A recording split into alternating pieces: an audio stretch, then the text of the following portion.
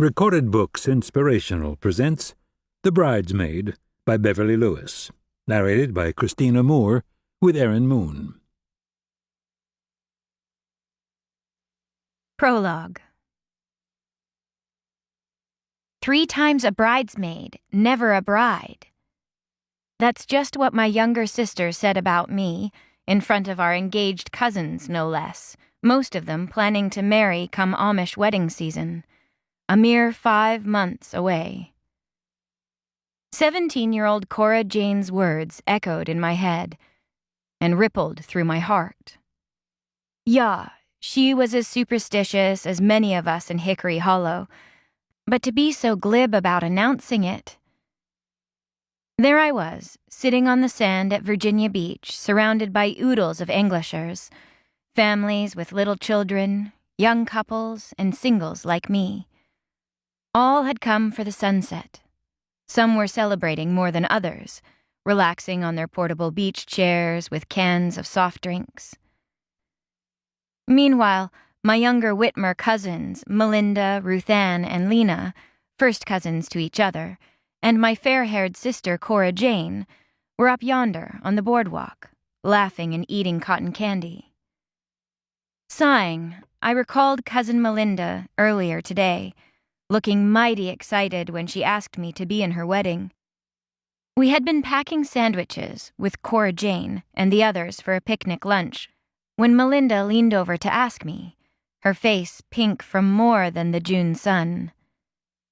If I was to agree, it would be the 3rd time I'd be a Nebensitter, side-sitter, or attendant in a wedding. It just ain't schmert, Joanna, Cora Jane warned, her big blue eyes flashing. You're already 24, you know. And still a maidel. I shrugged away the wretched thought. Drawing a long breath, I tried to relax on the beach, alone, with my writing notebook, away from Cousin Melinda and other relatives who'd come to attend tomorrow's funeral for my great-uncle Amos Kurtz. We'd traveled in large vans to honor the 88-year-old deacon who was revered in Hickory Hollow and the Shipshewana, Indiana, church district where he later lived. As a result, many Amish had come to pay last respects and to offer comfort to his elderly widow. Years ago, Amos and Martha had retired here in Virginia, joining a growing community of other aging Amish near the ocean they loved. My thoughts returned to Cousin Melinda's upcoming wedding and her kindly request. Although I'd once yearned for a beau and marriage, I'd given up on love, and I wished I'd never confided in Cora Jane about any of that. I rejected her pity, and anyone else's for that matter. Goodness knows I've dished out enough of that on myself. Opening my notebook to the end of the last scene in my current story, I pushed my bare feet into the warm sand, still wearing my green dress and matching cape apron. My white organdy cop was safely in the hotel room, no sense in getting it unnecessarily soiled. Even so, as I sat fretting and looking ever so plain among all the folk in skimpy bathing suits and shorts, I knew I must be a peculiar spectacle.